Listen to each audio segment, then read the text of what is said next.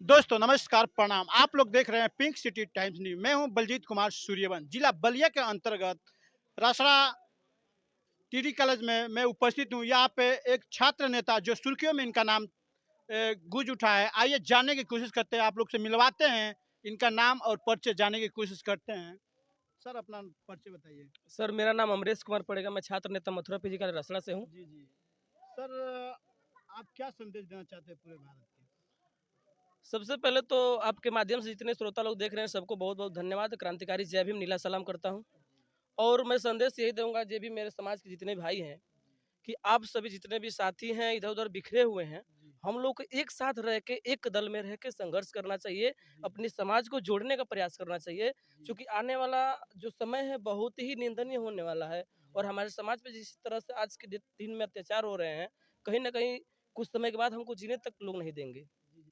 मान लीजिए हाल ही में जैसे मान लीजिए हमारे आदित्यनाथ मुख्यमंत्री योगी जी जो बोले हैं कटेंगे तो बटेंगे तो कटेंगे, आप इस पे क्या कहेंगे सर? देखिए, ये जो भाजपा है, जी ये पहले से ही जातिवाद में इतना कूट-कूट के भरा है उन लोगों के अंदर। जी वो विशेष रूप से किसी सभी समुदाय को नहीं बोले हैं। जी वो एक संदेश देना चाहते हैं, जो भी दलित समाज पिछड़े लोग हैं उनको बोले हैं। जी।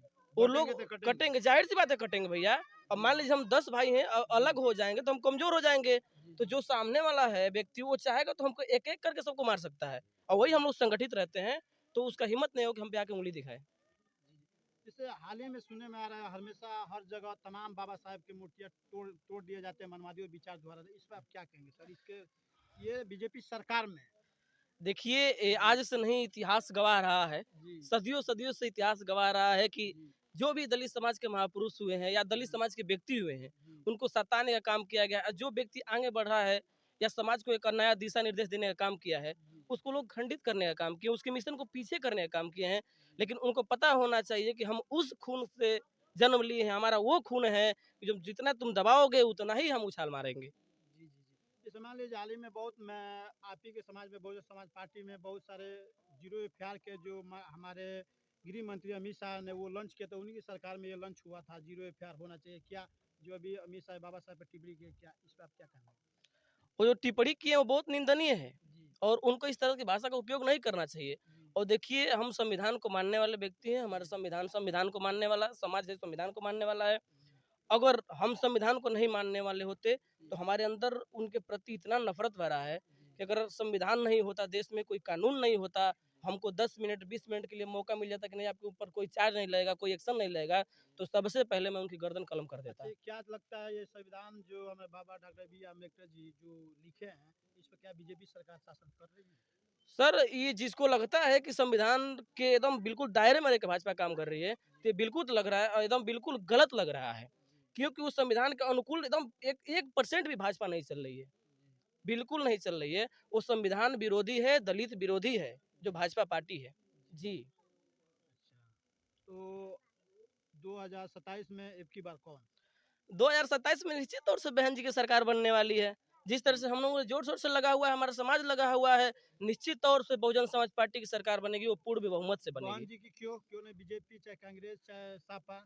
देखिए, ये बीजेपी को मैं पहले बता चुका हूँ कि इसके जी। अंदर जातिवाद कूट-कूट के भरा है, अच्छा नफ़रत भरा है। जी, ये संविधान में लिखा है कि हमारा देश धर्मनिरपेक्ष है, जी, लेकिन वो किसी एक विशेष धर्म को, विशेष समुदाय को बढ़ावा दे रही है, ना कि सभी धर्मों को दे रही है। ये भारत है, इसमें हर जाति, हर धर्म के लोग रहते हैं और सिर्फ़ एक को दे रही थी। ये सबको धीरे-धीरे पता चल गया है कि जो भाजपा पार्टी है, ये धर्म विरोधी है, जाति विरोधी है, ये सिर्फ़ अपना भला चाहती है। आप कैसे कहना चाहते थे बहन जी 27 में आ सकती है? क्योंकि हाल ही में परिणाम ये मिला है कि एक भी सीट नहीं लिखा, बखाली एक सीट पे छोड़ा था। देखिए, ऐसा होता है कि कभी-कभी होता है कि अनजाने में लोग गलती कर बैठते हैं। जी, उसी तरह हमारा समाज जो अभी विगत लोकसभा चुनाव 24 वाला हुआ है, जी, उसमें लोग भटक गए थे और आंकड़े के हिसाब से देखा जाए तो दलित समाज से 60% तादाद में जी, सपा को वोट किया था। जी, और इस वजह से जो हमारी पार्टी बहुजन समाज पार्टी है, पीछे रह गई।